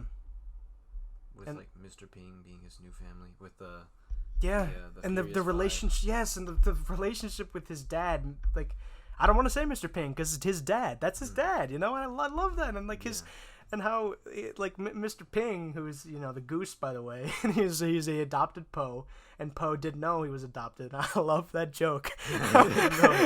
He's just like, he's like, Poe, I need to tell you something. You were kind of adopted, and then Poe's like, I knew it, and he's like, wait, you knew? And he's like, no, Dad, but like, okay. Come on. I love that. It's so funny. And then when he reveals that he knows like the tigress, where he's like, I just found out that my dad isn't actually my dad. He's like, your dad the goose. And he's like, yeah, that must have been a real shock. Yes, and that's the other thing, is the movie like literally makes me laugh. Like, genuinely, I love all like especially like when they're going into Gongman City, and then Shen has him like in his throne room interrogating them, and then like like just who do you think I am? I was like, who do you think I am? The panda. Who do you think I am? Peacock. And they just start like laughing their asses off because they're like, yeah, this is so stupid. And then Poe's like, why are we laughing? Jack Black did a great job with Poe. Jack Black, that's like, that character is just, it's so him. I like that pairing of just like voice, where like actor and character is so perfect. And Gary Oldman too. Like Gary Oldman, who's he plays Sirius Black in Harry Potter, and he also is he's in Jim Gordon. Yeah, he plays Commissioner Gordon in Dark Knight. Yeah. Yeah, he's so excellent, and I love his like man, like his performance. He's just like this kind of Shakespearean like British dude, and like he has like and like he's like he thinks he's like very high class, and like he's just it's hard. Some of these things that not just me, but that other people like about movies and why they're their favorite thing is just it's hard to explain in words, but like you just get it, you know. Like when I watch Kung Fu Panda, I just get it, and I love everything about it. And then, man, and like that scene where like when his mom is protecting him like from the wolves, and then like she has to sacrifice herself, and then like this whole vision he's had. Yes, like when he finds inner peace. Yes, and then like when his mom has to like say goodbye to him, and then she just gets like eaten by the wolves, and it's not shown on screen, but it's implied, and I love it for that. Like, I cry every single time I watch that scene, and I don't give a shit what anyone says. I love this movie. Yeah, and just the inner peace, man, and like I relate to it so much, because like I mean I wasn't exactly the same way, and like I don't want to get too much into my personal life, but it really hits me, and especially like how I just love how in the end when it's just like, yeah, the water drop is no different than the cannonball. And if I have peace, you know, I can do anything. Well, not in that sense, but like I can do it, you know. Yeah, and how Poe finds inner peace, and that's why I don't like the third movie. We'll talk about that more on another podcast. But yeah, my other favorite movies, I really love Roma, the Alfonso Cuarón movie. Did I tell you about that? No, I don't think so. It's like it's set in like Mexico City in like the 1970s. Mexico. Yes, it is. Yeah, it's Roma. What are you looking for? Yeah, Roma. Roma. Just look up like Roma 2018. It'll probably come up.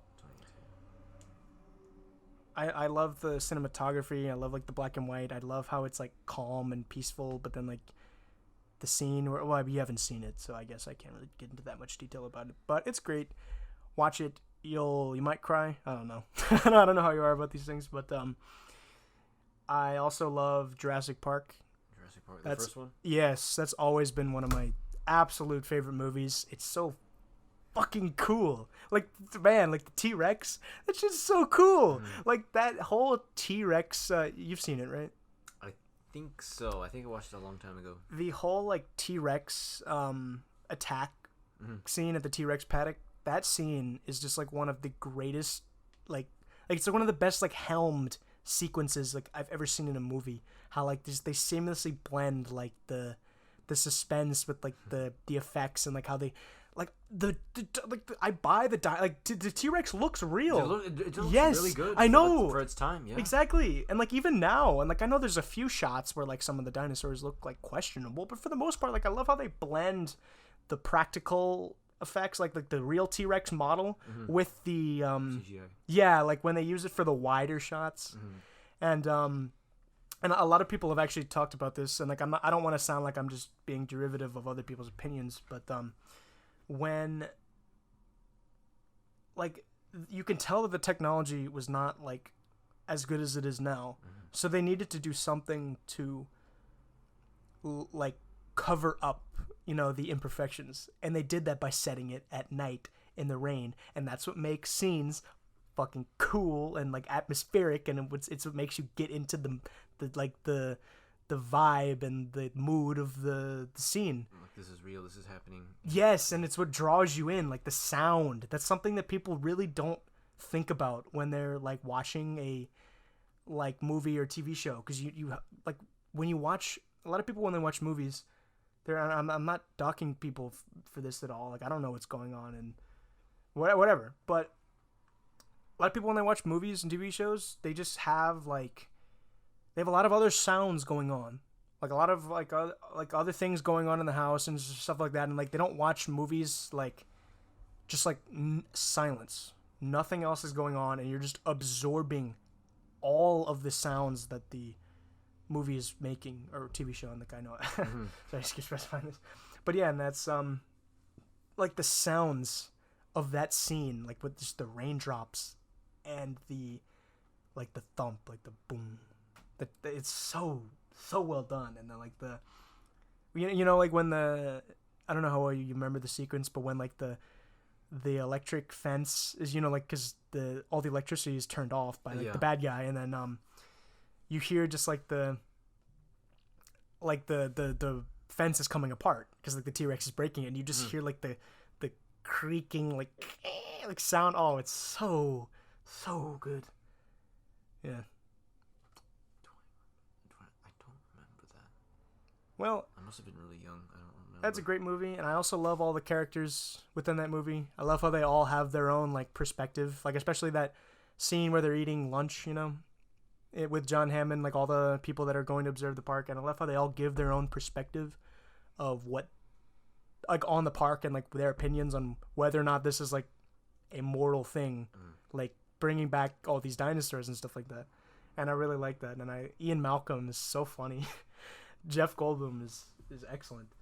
But yeah, that's a great movie. And in terms of other favorite movies that I can't go into that much more detail because I don't want this to be too long. I also love the original Sam Raimi Spider-Man movie. I prefer the first movie over the second one. I'll talk about that later. But yeah, it's the original Spider-Man. Really? Yes.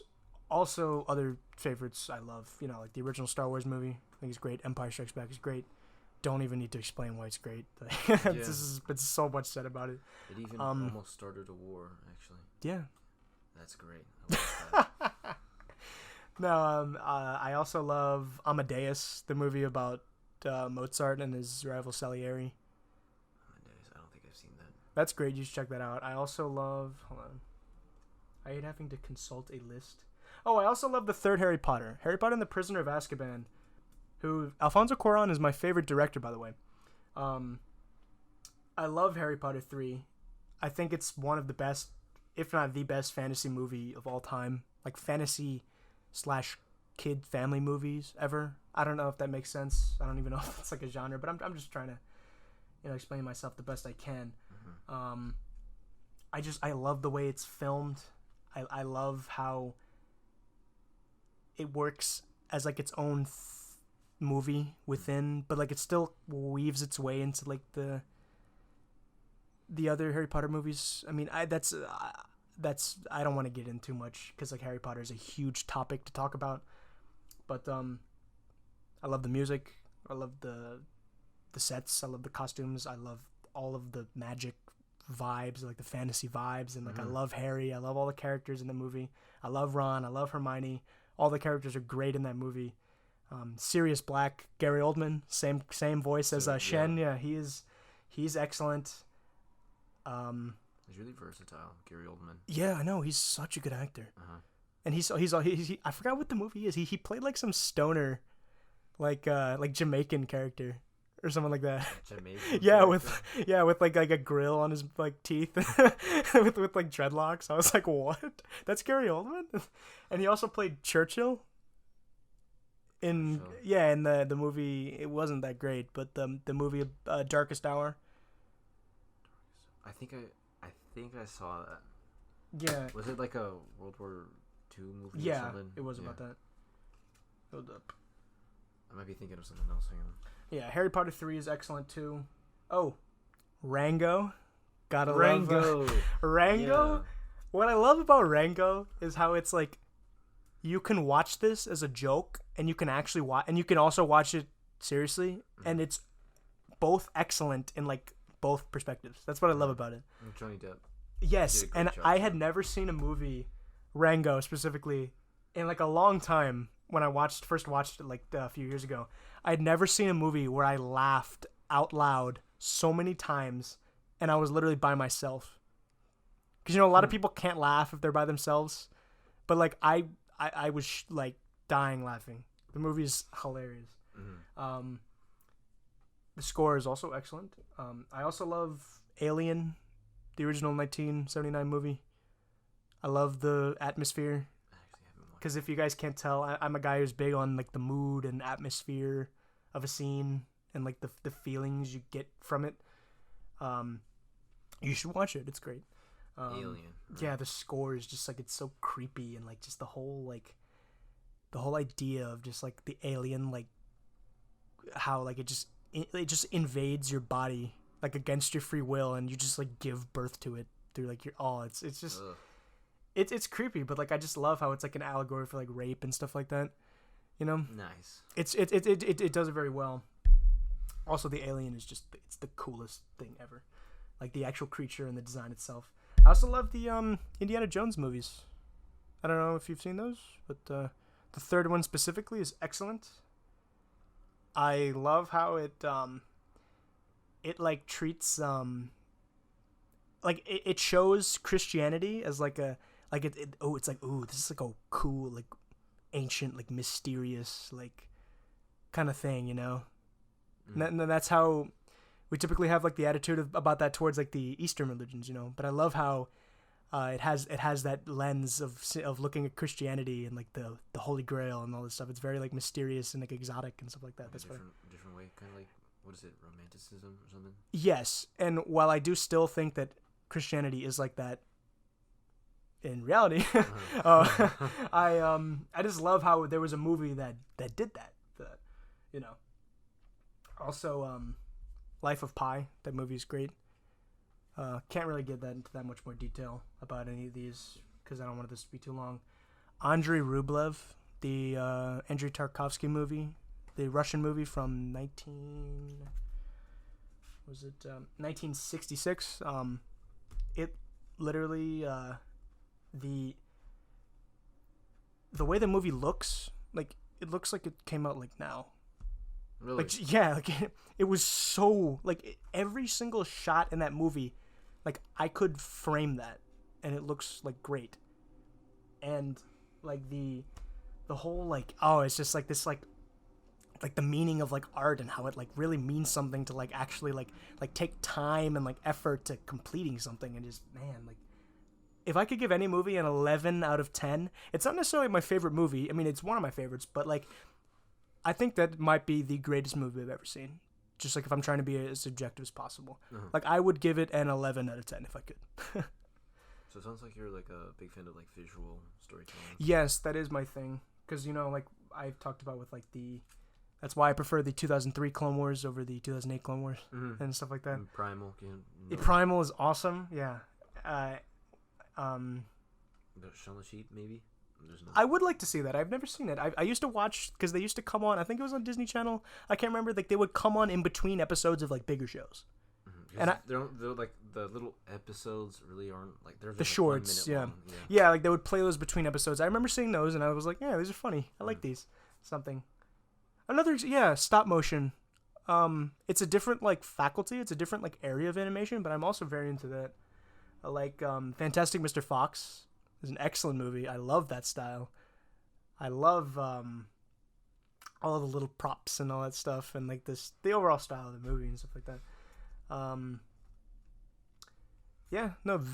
Visuals and stuff like that, and how the story is presented, like presentation. That's how I would say it. Presentation is like my biggest thing I'm looking for in like a TV show or movie, and that's why, like I said, like I just don't get it with the Marvel movies, like, because it doesn't have that like superior presentation that I wish it had, and it deserves, because these are like the most expensive movies ever, and like I don't understand why. I don't know. I could shit on Marvel all day, but I think you guys already know my opinion about it. There's still ones I like. I like the first Iron Man's decent. I like Tony Stark in that movie. I like his arc.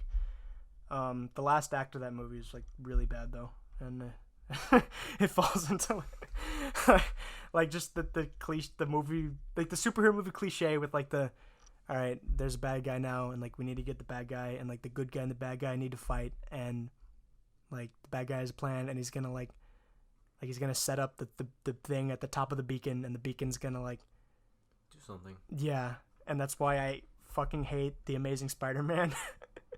Not only because it has that same thing, with just the generic villain with all that stuff. Yeah, and then those like Marvel movies, they tend to have like the kind of like the reverse version of that. Like Ant-Man, you have he's just Ant-Man but a bad guy. Yes, exactly. And Doctor Strange, he's Doctor Strange but a bad guy. Iron Man. Yeah, that's another awful trope that these kinds of movies typically fall into, is that like, oh, the villain's like the good guy, but just like the bad guy. Yeah, that's why I don't like Venom. I think Hulk. Yeah, like that's why I think Venom sucks. Like, I'm sorry. I know he looks cool, and I love like just like the like the vibes he gives off, and like I love his visual presence, and like his just like, oh yeah, he's cool. I feel like, but like he's not interesting at all. I feel like the only reason people like that was because it looks good. Yeah, he looks cool, and like I don't blame them. Like Venom looks awesome. Mm-hmm. It looks really, it's like the best Venom, like live action Venom we've ever had. You know, because like which one, the Venom, this one, because I mean the movie, like the Venom movie. Yeah, well, not the best, but like the best looking one. Really, I did not like the way he looked at all. Really, because like Venom is supposed to be kind of like big, but in the Sam Raimi, he's just kind of skinny. Yeah, no, I didn't think the Sam Raimi one was great either, but I don't know. I don't want to get too into why Venom sucked. Like, I didn't like Venom at all. Even like the storyline, the plot. I don't want to talk about it. You already know what my answer's gonna be for all of stuff and why I didn't like it. I agree with you on the story plot, but anyway, I'll ask one more question because we're down on time. Yeah. I'll ask a language question because my channel is focused on languages. I don't talk about movies and stuff like that a lot. And I know I've only made one video, but what is your favorite sounding language? Favorite sound? German. Like, you think German? Yeah. Really? It just sounds just so like I've heard it being called like the language of discipline. Yes, and that's a very good way of looking at it. The way it sounds like look, don't take this in the wrong way, but I've listened to some of the Führer's speeches. Oh no, I don't. Most people wouldn't blame you. And Like, it sounds so cool. Yeah, it does exactly, and like especially, that's actually something that people, when they want to learn German, they end up not wanting to do it because they just cannot hear German without thinking of like the Nazis and like the Nazi propaganda and all that stuff. And that's fine. I mean, if you don't want to learn German, you don't have to learn German. But Yeah. no, but also like German is not as it's not as like compact and like unified as you think it is. Like the standard German is actually it's actually based off of, I believe, High German, which is, so there's a split in the Germanic. Okay, I'll get in more detail. So you got the Germanic languages, so like Indo-European, and then that splits into Proto-Germanic. The Germanic languages are very broad. All right, so you got the North Germanic languages, which is all the Scandinavian stuff, like the stuff that the Vikings spoke. So you got like Old Norse, which split into like Swedish, and then other North Germanic languages are Danish, and Norwegian, all that stuff. And then you have the East Germanic languages, which are actually extinct. I don't think any of them are spoken. No, none of them are spoken anymore. Oh, really? Yeah, the East Germanic languages are all extinct. The only one I know the name of is Gothic, which was, I think it might have been spoken in the time of Martin Luther. I'm not entirely sure. But anyway, as far as I'm concerned, the only thing you can the only thing you can read it in is like the New Testament, and like that's pretty much it. But it's no one speaks it anymore. I don't even think it has any literary importance at all. Yeah, and then you got the West Germanic languages, which is where we have English, our own language. And so within the West Germanic languages, you have like the general like German kind of thing that was going on. And then that eventually split into High German and Low German. High German spoken in the north of Germany, and then Low German. Oh wait, no, I mixed it up. High German was High German was spoken. South. Yes, because that's the thing you need to keep in mind. It is not talking about like the status, like high class versus local. No, that's not that's not what it's talking about. No, it's just talking about the geographical. Because like in Bavaria, where Low German is, it's still spoken. There's a Bavarian language too, which is also a West Germanic language. Yeah. Okay. The other thing is like I don't know this positively. All the stuff I'm saying, I'm just going off of like what I'm pretty sure is true, and like it's not. But okay. Anyway, I digress. So, High German split into English, which is what we speak. English. It also, I believe, Dutch too. There might be some bigger classification that I'm not taking into account. And I know I could just look up the tree, but I want to just go off of what I'm pretty sure I know. But yeah, and then so when classifying English, you have, it's Proto-Germanic, West Germanic, and then like High German, and then you got the Anglo-Frisian, and then Anglic, like the Anglic languages, which the only member of the Anglic language family is English. I'm gonna pretend I know what you're talking about. Yes, yeah. I know. I'm a fucking nerd, but I don't care. Go ahead. No, but I just think it's so cool how English is like, it's closer related to like the Scandinavian languages than like the Romance languages. I think it's like it's very interesting because like do you know like Old English and stuff like that? Probably not. Well, okay. So if you ever heard Old English, you'd not understand any of it, even though it's technically the same language. That's what was spoken in the British Isles, like from like the 400s all the way up to the Norman conquest of England. When like the French conquered England, and the and the English royal family was French, and that's how English got a lot of French influence and like French loanwords and Latin loanwords too, and that's why English is not as similar, like vocabulary-wise, to the other Germanic languages, and that's what makes it the black sheep of the Germanic languages. But the original Old English, or Anglo-Saxon is what some people call it. The original name for it in the actual thing was probably something like English or like Anglisk, because in Danish, the word for Danish in Danish is dansk.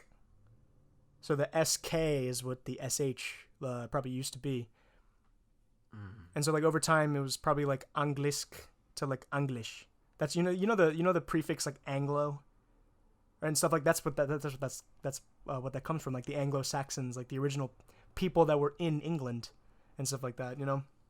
Well, not original, but you know, like after the Roman Empire, the people that were there, the Germanic tribe, the Anglo-Saxons were there. And I don't know, I love this stuff. I don't know, not everyone is into this as I am, but yeah, so it became like Anglisk to English, and like you could tell like it just eventually over time the pronunciation just gradually changed into English, you know. Anglisk, like SK, yeah, that was probably what it was originally called. Okay. Yeah, but no, the German is a really cool sounding language, but the German that you're probably thinking of is probably the High German dialect, which is spoken in like northern Germany. Like the German which is spoken in southern Germany. I keep mixing this up. Low German is what's spoken in northern. Yeah, I'm sorry guys. So if I was talking about the history of the Germanic languages and I was referring to High German and how and how English came off of High German, I meant to say Low German. I'm really sorry about that. It's just really confused because I keep thinking High North, Low South, but it's really just the opposite. There's mountains in the south, so that's why they call it High German. Yeah, so Low German is what's it's all gradually just generally becoming like a more unified language, but basically what I'm saying is like the German that's spoken in the north of Germany is different than the German that's spoken in the south of Germany and in Austria and in Switzerland and stuff like that. But yeah, I think German sounds, like I said, like that's what I'm saying is like depending on the area or like the geographical region can sound really cool and really nice also. Like it can have like a very I don't know, like the Latin languages, like the Romance languages, like they sound pretty and they have like a very nice like orderliness to it and stuff like that. But like German has a much more like raw, masculine sound to it, and it's more like warlike and it's more chaotic, and you know, and like it can sound orderly, but you know what I'm saying. Like generally, German sounds more like, you know, like nine. I hate to say that, like cringe like stuff, but yeah, it's just shouting. Yeah, but and like especially, have you heard like Arnold speak German? Arnold Schwarzenegger, you know? Yeah, his accent is awesome. But so you'd say German is your favorite sounding language? Probably, yeah. Okay. What now? What I was waiting for you to ask what mine was. Oh, sorry. I mean, I didn't feel like I didn't want to ask that. But well, no. So, what's yours? Obviously, it's Spanish. Oh, I think that's pretty obvious. Yeah. It sounds so pretty. I love like I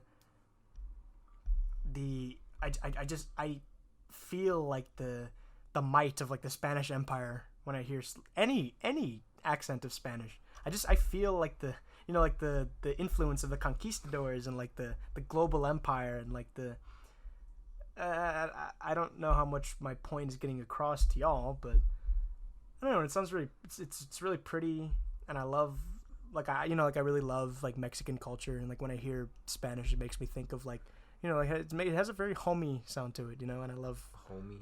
Yeah, like you get like warm feelings, like that's how I feel when I hear Spanish, and I know there's tons of different accents, dialects of Spanish, but I guess that might have to do with like almost everyone, like, or like in like Guatemala, Mm-hmm. like in the like Christmas festivals and stuff.